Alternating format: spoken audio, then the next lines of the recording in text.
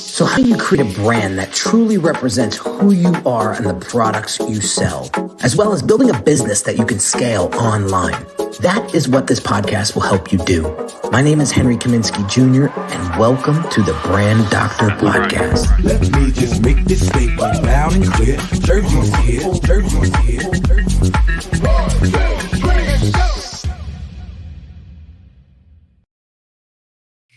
What's going on, everybody? Welcome to another Brand Doctor Podcast episode. Today, we're going to be talking about the keys to brand positioning. Very hot topic these days. Getting a lot of DMs and a lot of emails regarding this topic. And I said, you know what? Let's create some content around it and talk about the importance of brand positioning, how to position yourself properly, and some things that you need to take into consideration when you are positioning your brand properly. Before we do that, guys, real quick, if you haven't booked a brand assessment with me yet, and you're still struggling when it comes to your messaging, your marketing, the systemization behind your brand to really help all the pieces of the branding puzzle work together cohesively to help you attract the right clients, this is what the brand assessment is going to help you with. It's going to really help you understand what some of the things you may not be doing and some of the things that you could be doing in order to get you the clients that you're looking to serve. So you could go into the description below and book that brand assessment right after this podcast. Now, with all that said, let's talk about some of the issues when it comes to brand positioning. So, Awais, when we talk about brand positioning, what are some of the things that a poor positioned brand may be struggling with? Well, look, Henry, so typically when I see this happening for many of my clients, again, they come in year 5 of their business or year 6, and they may have gotten in year 0, they may have gotten some visual identity in just to get them started, but they truly didn't create a unique positioning in the marketplace for themselves. They didn't carve out a niche, and that was definitely not consistently sent out there. So now what's happening is their growth is now starting to stagnate.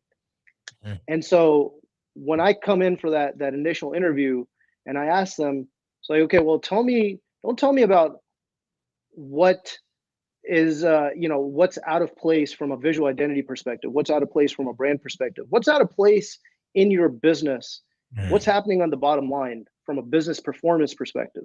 Yeah. So tell me about your sales. Tell me, how long is it taking you to close? What's your average sales cycle look like?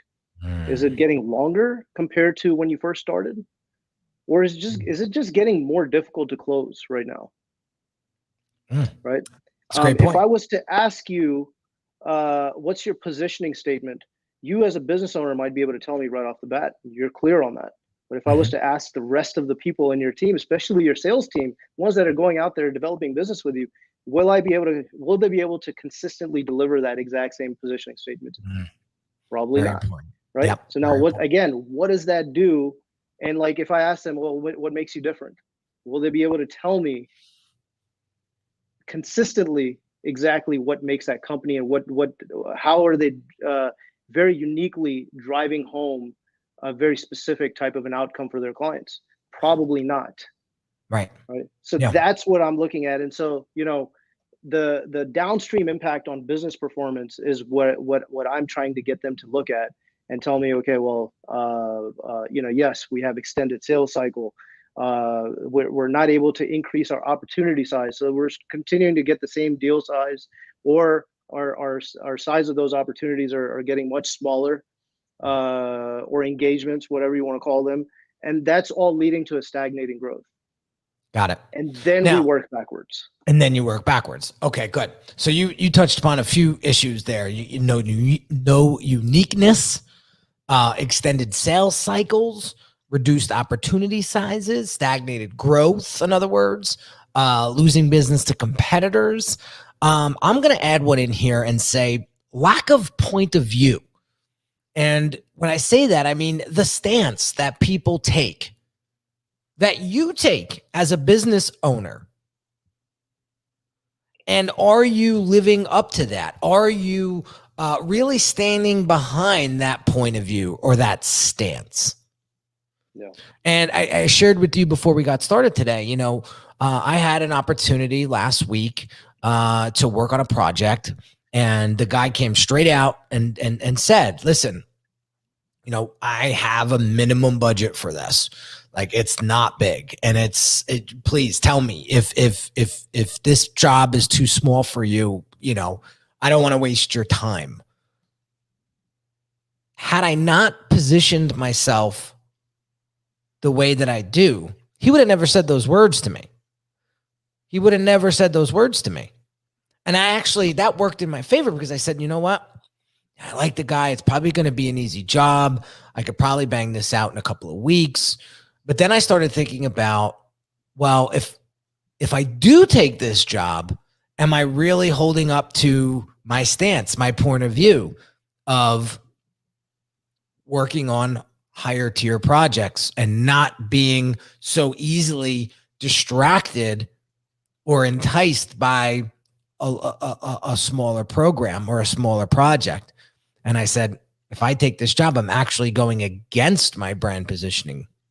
So I declined. That gives me more bandwidth to work on the projects that are currently in my pipeline. But had I not positioned myself properly, I probably would have took that job, and who knows whether or not it would have came out. Who knows what that would have done to the other projects that I'm currently working on. So Absolutely. The fact that he even said this job may be too small for you, but I wanted to reach out anyway, goes to show that I have a strong brand position in the market, because they know I'm not cheap, and I'm not going to take small projects. I'd rather work on something big and more substantial. Right. So that's number one. Yeah. So let's talk about what I want to do now is talk about different types of positioning that you could consider focusing in on. So I'll focus on mine for Unique Designz first, and then Oase has a couple that he wants to share with you, and then we'll get into some others. But the two things that you really got to the one thing that you really got to pay attention to when you're putting together a brand position is what's truly important to your ideal clients. And that's what brand strategy uncovers when you actually do that work and do that foundational work. That's what comes out of brand strategy. So when I did it for myself, there's two big things that came to mind or that came out of that. One is speed. My clients love speed and efficiency. They don't want it to take 5, 6, 7 months to create. They need it now so that they can go to market. The quicker they can go to market and start adjusting, the better. I have another type of client that likes the safety net. What does that mean? I had a client the other day say, a coaching client, say, you know what? You just asked me a good question. And the question was, do you have anything pressing right now that you want me, Henry, to help you with right away, like immediately? And he's like, well, not really. Things are kind of cruising, and we're putting in the work. We're doing our thing. I don't really have anything pressing today. I said, then why don't we just conclude this meeting? That'll give you 30 minutes back in your day. It'll give me 30 minutes back in my day. And if you need me, you know how to get me. You got the bat phone number. And he was like, done. And he goes, this is why I love the Branding on Demand program, because you're my safety net. I got you when I need you. Speed and efficiency. the Brand Accelerator Program. There's a reason why I call it the Accelerator Program. It's not because everybody else calls their programs the Accelerator. It's because I get shit done fast. And that's the power of process and system, right? We've been able to create a very solid system for the Brand Accelerator Program. So we focus on speed. So those are two very important things for my clients when they're considering hiring somebody like me. Speed and the safety net. Now, Awais, you had a couple important things that your clients look forward to when they are trying to find the right vendor for this kind of work, branding and identity design, things like that. Yeah. And look, Henry, it always comes down to two things.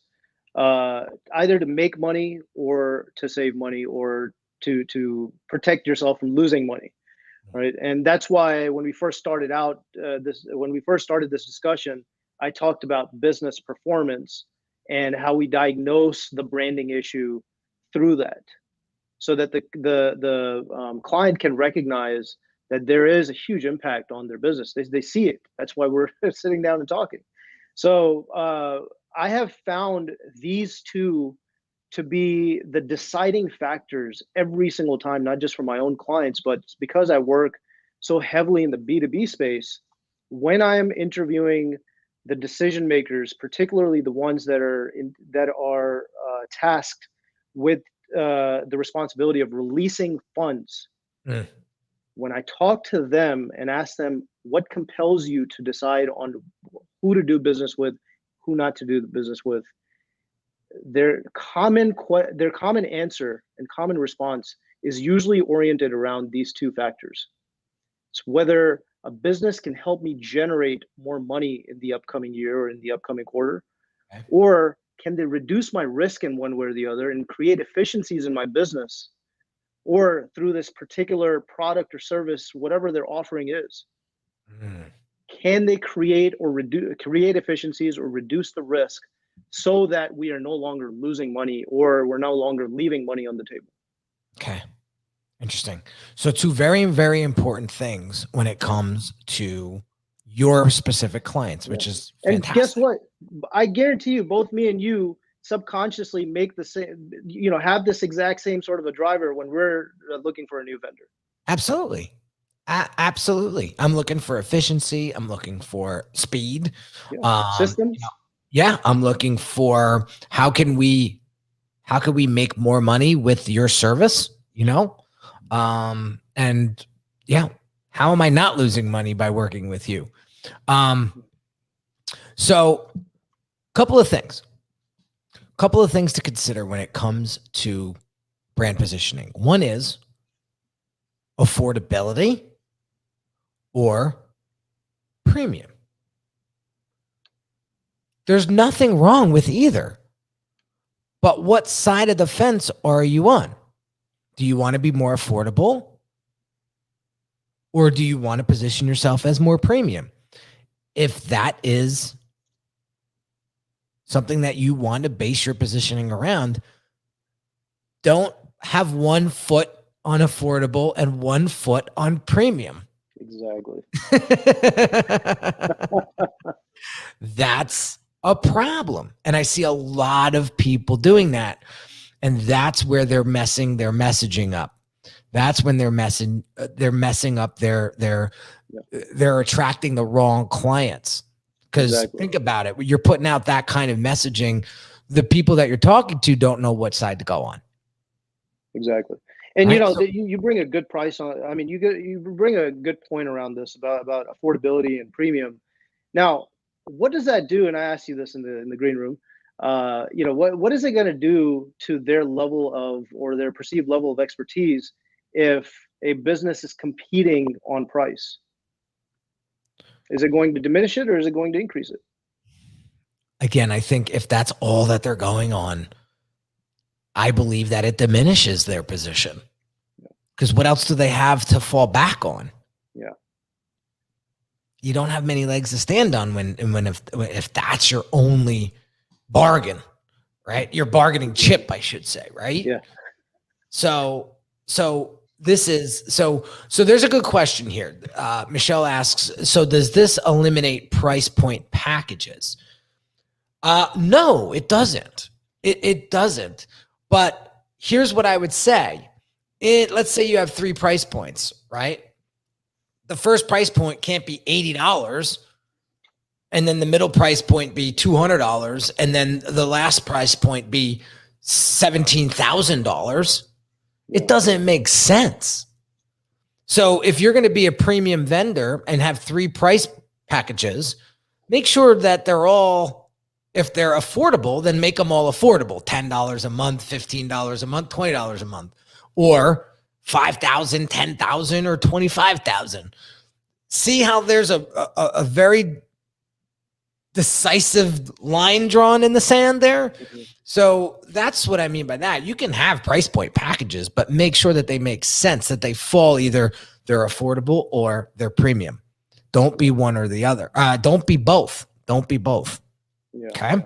And I think we can have an entire discussion around price positioning and how to actually, even just the psychology of the type of price, right? Like try to keep it as exact, even if you're doing like 3 tier levels. Doing something along the lines of, if you're saying like 5,000, why not 4,997? Right. So coming down to a very exact sort of a price. Yeah. I mean, let's save that conversation for another show. But right now we're focusing in on brand positioning. So are you affordable or are you a premium? Make a decision and own it. Okay. The next one, what are you for? What are you against? There's a great example out there with Avis Rent-A-Car. They battled, I think it was Hertz or Enterprise. They were battling for the number 1 spot forever. And they finally said, you know what? We're going to be the best number 2 spot ever. And we're going to own that number 2 spot. That's awesome. I think that was such a smart move on Avis's part. So we're against the first place competitor. We're going to own number 2. That's what I'm talking about. So what are you for? What are you against? You know who's another one that's creating a lot of steam right now? And we're not going to get into it in detail, but David Chappelle. I watched his last stand-up Netflix special last night. And he is very for and very against certain things. And he doesn't apologize for that stance. So if you haven't checked out that special yet and you want a good example of for and against brand positioning, go watch that special. So here's a great point by Peter. Is it fair to say the way you present your brand dictates your price point without saying you're expensive? Absolutely. Yeah. Absolutely. What you project, you attract. Yes.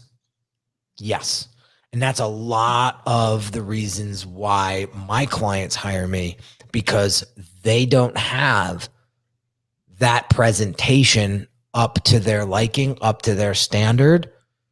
And psychologically, it's diminishing their confidence in the program that they're trying to sell. Then we come in, we polish everything up. We make things more functional. We make things work in dynamic ways with other pieces of marketing asset and branding asset. And bam, then they start to see the potion working. What's a potion? It's a bunch of different things all working together to create something else, right? That's the power. So yeah, that's absolutely a yes on that one. Michelle says here, she'd love to watch a podcast on psychology of pricing. Yeah, we'll get into that. I think it's a phenomenal topic. I think, Michelle, just for a quick win, if you want to go check out a book, it's not cheap, but it's called Pricing Creativity by Blair Enns. Phenomenal book. I Yeah, highly I love recommend it. it. And it's a great book about the psychology of pricing. Yeah. Okay.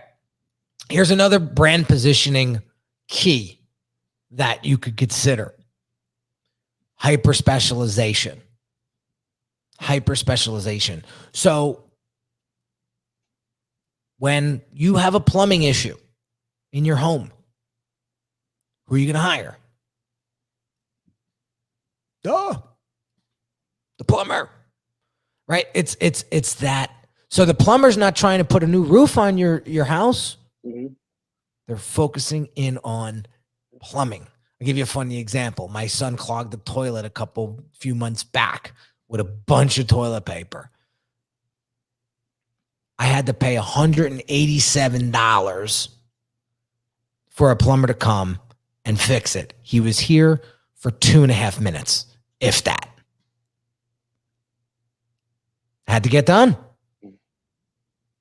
He was the specialist that he was up there, and I tried a snake OAS. I tried all types of things, Drano, all that. Nothing was working. I said, I ain't messing with it no more. I don't want to make it worse. So how do you think he was able to resolve that in 2 minutes versus an hour and a half? Hyper specialization and being a master at his craft. Yeah. And he's probably seen that. He's probably seen that issue over and over again. Probably. At some point, right? Yeah. And he was actually telling me about the types of toilet paper. He says, if you're potty training a kid, don't use this thick shit. Wow. Use the thin stuff because that's going to flush better. And you could use more of it and it'll be less of a hazard. He broke down the types of toilet paper. I'm not thinking about that. I'm thinking, what's not going to feel like sandpaper on my butthole? That's right. So I'm going to go with the thick, soft stuff. And meanwhile, that's not that healthy for your plumbing in your house.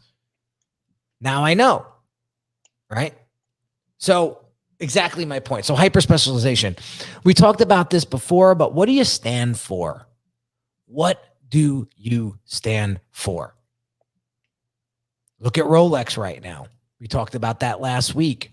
You know, they're not upping their production of watches because they are getting a premium for their watches these days because there's only so many out there in the market. Mercedes-Benz, another great stance or resemblance of the best. I love their one-liner. What is it? The best or nothing. That says a lot about Benz. I have here customer experience is another key brand positioning suggestion. What kind of experience do you want to deliver? Cheap and fast? Or premium and we'll call it slow, but maybe let's say more luxurious. I don't want to call it slow, but customer experience is huge. Yeah. I'll give you a funny example here. I went and got my new truck. I got my windows tinted, right? And I've been getting my windows tinted for like 20 years. It's like a staple for when I get a new car, I give it to the guy and he gets it done, right? But the problem that I was having once I moved was the guy wasn't local anymore. The guy was getting busier. The guy was good. So I would have to drive close to 45 minutes and then sit there and wait for it to get done. And then he puts this policy where he doesn't want people sitting there anymore. So he makes you drop the car off. Now that is extremely inconvenience for me. Right. So I got my last car done and I said, I got to go look for another company. So I find this other company 15 minutes away. This guy's got a machine that actually cuts. You tell him what kind of car it is before you get there and you tell him the windows that you want. He pre-cuts the film. So when you get there, the film pieces are already cut out, ready for your car. Always, I went down there. I was out of there in 20 minutes. Oh, wow. I don't think I've ever gotten my windows tinted in my life and only was there for 20 minutes. Yeah, I've never heard of that. Wow. So, and I was like, how the hell did you get it done so fast? And he was telling me about this machine that pre-cuts the film. I was like, wow. Like, that was the quickest, and he was very fairly priced too. So I left him an awesome review on Google, and I was like, now I got my guy for the rest of my life. Yeah. Right? That customer experience was huge. Yeah. Yeah. So Michelle's funny. I told you that pricing creativity. Michelle, I would buy that book 5 times over. That's how good it is. It's literally sitting on my floor over here. It doesn't leave my sight. So goes to show the guy's not playing around. It's worth 3 times that. Easy. Yeah. The contents in that book. Absolutely. Yeah. All right. Let me see here. We have some comments coming in here.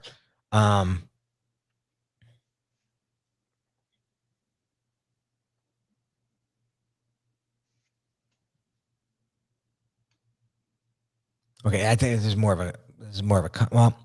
Now, why would someone not want to be in a premium product service every time? Our clients we help are lower end usually, and after we finish their branding, they're higher end. Right. All right. So I'll give you a quick example. I'm working with a client right now that is not interested in a high ticket offer. He does not want to sell a high ticket offer. He'd much rather sell a subscription model at a lower price point because it's less work for him and he can serve masses of people. And he's just burnt out from doing the one-on-one stuff for the past 26 years. I can't argue with him.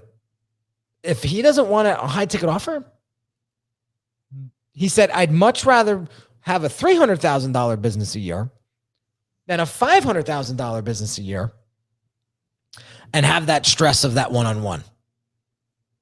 I said, that's your prerogative. I'm not trying to convince you otherwise, but keep this in mind. There are other hassles and headaches when it comes to lower ticket subscription-based issues, offers. Give you a quick example. What happens when you get multiple people that opt out 1 month? How do you get them out of the program? Who manually disconnects their recurring revenue payment? Right? How do you get them out of the Facebook group, or how do you get them out of, right? I signed up for something a couple months ago. It was $99. I signed up. I canceled 3 weeks in, so I didn't get billed again. I'm still in the group, getting access to all of the free content. Wow. And it's probably going on 3 months. It's a pain in the ass. Yeah. How do you track unsubscribes? Yeah. Right? So, there's good and bads for every type of service, but it's tough to play both. It's tough to manage both. Unless you have a massive team. Listen, if you got a massive team, good for you, man. Yeah. Or it's automated, right? I mean, in one way or the other, you have some sort of, you keep talking about the systems and processes. Mm-hmm.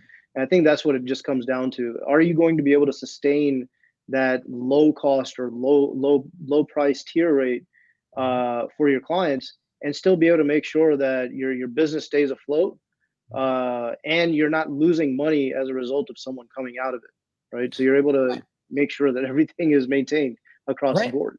Right. Just for the sake of time here, we're running out of time. So I'm going to fast forward a little bit. There's another key point of brand positioning. Well, there's two. There's a scarcity play where you're only going to accept X amount of clients per year, like myself and Oase. We're averaging about 12 clients a year at max these days. And to be honest, I live a beautiful, comfortable life because I've been able to position myself properly where I only need 12 clients to support my lifestyle, right? So that's something that you can leverage, the scarcity proponent. Listen, I'm only taking 12 clients. So if you wait until November to try to book me, chances are I'm going to be maxed out at that point. So have limited seats. Yeah, there's only so much bandwidth I have to do a good job, and I'm not going to tarnish that, or tarnish is not the word. I'm not going to risk that. I'm not going to risk that because that's my name, that's my reputation, right? Exactly. So I'd rather do what I know I'm able to do with high quality. That also increases, again, I keep talking about perceived value of expertise. That also increases their perception of the value that you're bringing to the table. If sure. Again, if there's limited accessibility to that, right? So I mentioned Thomas Paine's. This is a quote that keeps coming into my life in one way or the other, personal and professional. It's like, what we obtain too cheap, we esteem too lightly. It's dearness only that gives everything its value. Yeah. Huge. And it just continues to prove itself over and over again. Yeah. That's a deep one. We could do a whole episode just breaking down that quote. But last but not least, guys, one last key to brand positioning that could help you draw the line in the sand is being a disruptor. And I'll give you a quick example. I'm going down to Austin, Texas next month, early next month. Anybody down in Austin, Texas, let me know. I'll be there from November 7th to the 10th, or 9th, I should say. I fly home on the 10th. But one of my dear friends, Steve Sims, is hosting an event. He asked me to come speak at it. And I consider him a disruptor. He is out there on social media. He speaks his mind. He's pretty abrupt. He's pretty straightforward. He reminds me of like a white Dave Chappelle. But he's unapologetic of his stance, especially with these types of folks out there trying to market with the Lambros and the taking snapshots of their Stripe accounts and shit like that. Like, he's totally against that, and he calls you out on it, and he's very disruptive in that sense, right? There's Uber, there's Fiverr. Think about when those two companies came out. How I remember when I used to take cabs in the city and I would talk about Uber. Holy shit. It was like talking about the devil, right? And then when I would be in an Uber talking about the cabbies and how they're revolting and they were going on strike, and it was insane. It was very disruptive. So is that the kind of position you want to play? It's up to you. It's up to you. I'm not hating on either. Yeah. And the biggest part of that equation, Henry, if you're going to go in with the intention of disrupting the marketplace, know your customers. Because at the end of the day, disruption is not going to depend or rely on your innovation. Everyone can come in and innovate. Customers need to be able to buy into that innovation. So exactly. Know your customers and design that piece of innovation, technology, whatever, or offering around your customers' needs. That's what's going to create that disruption. Bingo. So last but not least, guys, here's some key takeaways. When you are positioning yourself online, are you living out that position? Okay. If you have that position, you need to show it. And the only way that you could do that is if you're doing what you love. And that is my honest opinion. When you are doing shit you hate, it's going to show in your progress. It's going to show in your efforts. It's going to show in your work. It sounds so obvious, but you got to do what you love. If it's the one thing that I learned this year, is continue to do what you love, because life is short. So those are my thoughts and Oasis thoughts on the keys to brand positioning. So we gave you a bunch of different keys that you could play with today to help you with your brand positioning. So I want to know in the comments, which one of these keys are you going to grab onto and own. That's what I want to know from you guys today. And if you're catching this on the podcast, drop me a DM on Instagram, shoot me an email. Let me know what your biggest takeaway of today's episode was. And don't forget to subscribe. Don't forget to write that review, because this is what fuels this show. So have an amazing day, guys. And we'll catch you on the next one real soon. Take care. Michelle and Peter Butler, thanks.